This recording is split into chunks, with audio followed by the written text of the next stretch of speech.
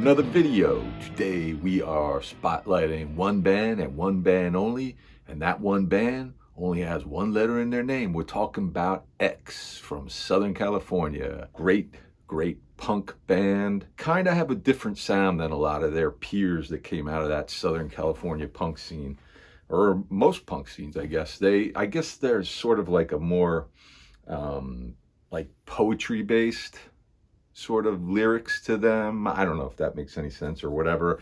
And then Billy Zoom, the guitarist, got kind of like a rockabilly sort of sound to it as well. But you got Exene, John Doe, Billy, like I mentioned, and DJ Bonebreak, the drummer. And the four of them together just had this unique sound. It didn't sound like the typical kind of punk band that was around. They started in this, I guess, the late 70s or so. And they're still out there today, still touring, and surprisingly putting out some new music. So we're going to just go through their catalog that I own, starting with their debut from 1980, just called Los Angeles, from where they are from. Ray Manzarek from The Doors was a big fan of the band early on.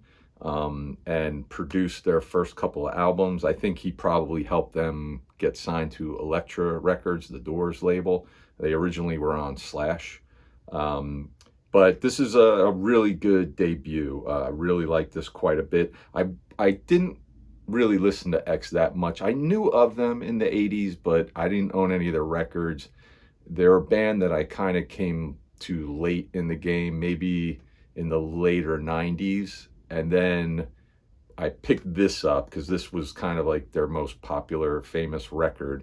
And when I got this, like, it just instantly clicked with me. I just really got into them, and then went out and started picking up like all of their records. And these CDs are reissues that Rhino put out and did a fantastic job, like Rhino always does. They just got amazing liner notes in here that really go into detail about the history and the creation of each record.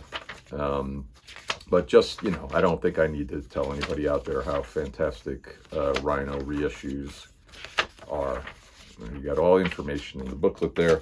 But yeah, just a really good punk debut. And tracks on here that I like are Your Phone's Off the Hook, Johnny Hit and Run Pauline, cover of Soul Kitchen, Nausea, Los Angeles, Unheard Music, World's a Mess. And then there's some demos and rehearsals and stuff like that as the bonus tracks. Like I said, Rhino did an awesome job with all that. The next album, 1981, we get Wild Gift, another great collection of songs. I don't know how many of these tracks were like stuff that they had been playing in the clubs or anything like that. Like a lot of bands, like those first two albums, a lot of times are like stuff that the band's been playing for a number of years. But again, another great album, another great booklet by Rhino with their reissue here. All that. And this one again is produced by Ray Manzarek. On here, the tracks that I like are The Once Over Twice, We're Desperate, Adult Books, I'm Coming Over, Some Other Time, White Girl, Beyond and Back, and Year One. And then bonus tracks on here, live stuff and some demos and everything. That's Wild Gift. Follow that up with 1982's Under the Big Black Sun. This and the next record are like the two that I kind of go back and forth with of which one is my favorite. But I really love this album. Just the songs on it just are like my favorites by the band. And again, I'll show you the booklet that Rhino did a great job on with all the details of the making of this album and the history of the band. I read these when I got them. Like I said, I picked up Los Angeles first, and I really liked that so much, and then went out and bought like all of these reissues up, and just got really into the band, was just listening to them and constantly back then. But on here, the tracks that I like are The Hungry Wolf, Motel Room in My Bed, Riding with Mary, Under the Big Black Sun, Because I Do, Dancing with Tears in My Eyes, How I, the Have-Nots, and then there's some single edits and live and rehearsals and stuff like that. Then, like I said, that one or this one are the ones I usually debate about which are my favorite. This is 1983's More Fun in the New World. I say it's like my favorite, and I got to double check the title. I'm a fraud. Anyways, another great album. You know, I love the title track on this one. It's one of my favorite songs by them. But again, here's your awesome booklet. I think I kind of started mentioning before, like so when I picked all these up, I read all these things like cover to cover and just was really into reading up about the band and everything. And but it's been a long time. I haven't read these. Maybe if I was a better host, I would have read these preparing for this video. But you know, I don't do that. Anyways, from this one, my favorite tracks are, like I mentioned, The New World, Poor Girl, Make the Music Go Bang, Breathless, I Must Not Think Bad Thoughts, Devil Doll, Hot House, I See Red, and then there's a bunch of demos and stuff on this one as well with the bonus tracks. So, those 4 albums, all produced by Ray Manzarek. They all release critically acclaimed, I guess you could say. But the sales just aren't there. They're just not selling a lot of records, and Elektra is concerned over that. So you know how record labels operate. They see something's not working here. We're not selling records. We need to make a change. So the change they decide to do is to bring in a different producer. No more Ray Manzarek. So they bring in this other producer, and it's a mess. We got 1985's Ain't Love Grand. It's shocking how much I don't like this record. You know, the band, 4 albums on a roll, all 4 of those records, just really great, classic songs. Just everything's like kind of, you know, working perfectly. And then by bringing in this other producer, everything just goes to hell. And I mean, I think even the band says they don't like this. This is a ticket from, there was an exhibit at the Grammy Museum in Los Angeles. I went and saw it 2017. That was pretty cool. But anyway, so even the band are not fans of this. The sound is just, I don't even know how to describe it. I mean, they brought in a guy who was kind of famous for producing, this is 1985, remember, like hair metal and stuff. And, you know, not to, you know, talk poorly of that. I mean, there's some of that stuff that sounds fine or whatever, but for X, it was just the wrong fit. I mean, it's just completely not the right sound for this band. I mean, and it's so obvious. I mean, I don't know, maybe back then it wasn't, and maybe this is just talking with like hindsight, but the minute you put this on and you just suddenly hear that kind of like 80s hair metal production with this band, it's just like, what were they thinking? It's so like not right. You're just like, no, stop what you're doing. I mean, I don't know, you know, it's just bizarre. There's nothing on this that I really like. The single, the main single that came out of this, Burning House of Love, it's okay. The only thing on here that I really like is one of the bonus tracks that Rhino threw on here called All or Nothing. Like, that's the only thing that I really like. Everything else, it's just, I'm not like a musician or an audiophile. I'm not usually one of those people who talks about these kinds of things, but this is a perfect example where even I can listen to that and just go, the production of this is wrong. It's all wrong, you know, but whatever. So after that album, Ray Manzarek's gone. Now for their next album, 1987, See How We Are. Now Billy Zoom is gone. He leaves. I don't remember the details as to why. I don't know if he was just disappointed with how things were going or what, but he is now gone. They replace him with 2 guitarists on the album, Dave Alvin and Tony Gilkyson, I think is how you pronounce his name. And you know, they get rid of that other producer, bring in someone else, and this is a little bit more kind of in line with what they were doing before. It's kind of got that classic like 80s alternative college rock sound, and it's kind of like a return to form to a degree. I mean, it's not as good as those other albums, but it's pretty good. It's certainly much better than Ain't Love Grand. But let me show you the booklet. I keep forgetting to do that. But yeah, it's just a much better. It's they're going back in the right direction.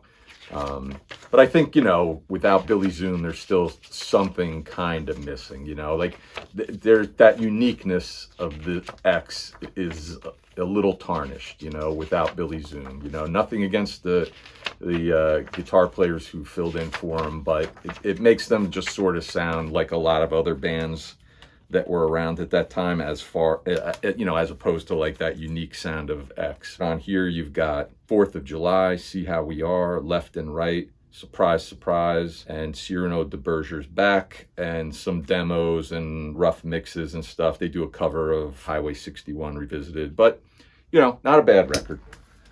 Then in 1988, we get Live at the Whiskey A Go-Go on the fabulous Sunset Strip. Live record of the band at that time. I think the guitar player on here is Tony Gilkyson. I think Dave Allen was just on that one record in the studio, but he didn't play live with them. Here's the booklet. It's kind of ripped up, unfortunately. This isn't, that was the end of the Rhino reissues. These are just regular old CDs. I don't know if I can get this out. There's not much in there. But not a bad live record. I've listened to it a handful of times. I think ultimately with this, what would have been more interesting to me would be a live record from the original lineup back then. I don't know if they've ever released a live album with that lineup of the band. I mean, there's a couple, I think, bonus tracks, maybe live ones on some of those early Rhino reissues, but I don't think there's been like an official live album of the original band, which is a shame. But I mean, obviously, they're not going to put out in 1988 a live record with Billy Zoom. That would kind of be sort of pointless, but since he wasn't in the band anymore. But it's okay, not a bad pickup. So then years and years go by, and we don't get their next album until 1993. We get Jesus, and this is a record that, again, it's decent. It's not a bad alternative rock record, but I don't remember when I picked this up, but it wasn't that long ago, so I haven't spent a whole lot of time with this one. But my memory is that it's okay. It's not bad. There's a couple of songs on here that I like. Clean Like Tomorrow, Everybody, Baby You Lied, Drawn in the Dark. So some decent stuff, but I need to spend more time with this. I haven't listened to this very much at all. So that's kind of it. Years and years go by. The band reforms with Billy Zoom. They start doing some live shows. And finally in 2020, we get some new music from the band. They put out Alphabet Land. And really, really like this album. It's like, sounds like they picked up right where they left off. I mean, Exene and John Doe's voices sound a little, older or what have you, a little more years on them or whatever. But that aside, the band just sounds like the songs, everything just sounds like this should have been the follow-up, this should have been the 5th album or something like that. But it's really good. This cover is kind of interesting. This was done by the artist Wayne White. And there's a great documentary about him called Beauty is Embarrassing. He did like a lot of stuff for Pee-wee's Playhouse. And these paintings that he does, kind of like his thing is he goes to like thrift stores and finds like old paintings that just these generic old paintings that were probably mass produced. And then he buys them and then he paints like text and images into them. It's kind of cool. That's what this is here. But like I said, it's a pretty good record. And they worked with Ray Manzarek from The Doors, producing their first couple albums. Now, Robbie Krieger from The Doors does like slide guitar on a song on here. This is just a little survey card, no booklet or anything.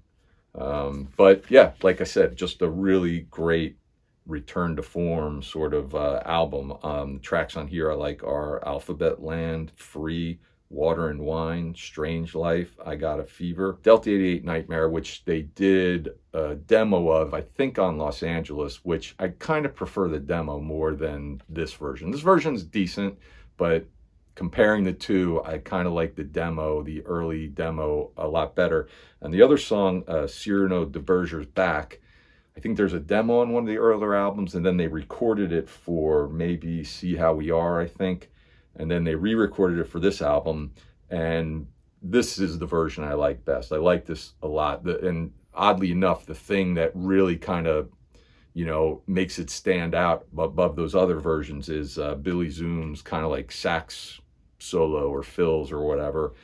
Just, I don't know, it just brings something else to the table that just kind of makes the song more than what it was. But yeah, really good album. I've seen them live a bunch of times. I saw them live just last year, and they played, I think, one or two new songs, and they talked about they were recording some new music. So maybe we'll get a new album from them this year. Sooner or later, it sounds like we will, which is great. The other two things I should point out, and I'm sure a lot of you are familiar with this, is they appear in the first Decline of Western Civilization documentary that came out, which is great. I highly recommend that if you haven't seen that. And then there's another film that X put out, I think in like the mid or later 80s, called The Unheard Music. And that's really a really good, it's a documentary, but it's also kind of like this, just kind of like art project film, but I really like that. And both of those, they were a little bit trickier to find, but now I think they're pretty easy to find. I think they're all streaming and you can find them pretty easy. I think maybe Tubi's even got them for free, or maybe YouTube, whatever, but they're easy to find. I highly recommend, if you haven't seen them and you're a fan of X, to check them out. And if you're a fan of X, let me know what your favorite records are or songs, or if you've seen them live, especially if you saw them live in the 80s. And that's it for the X collection. Thanks for tuning in. See you next time.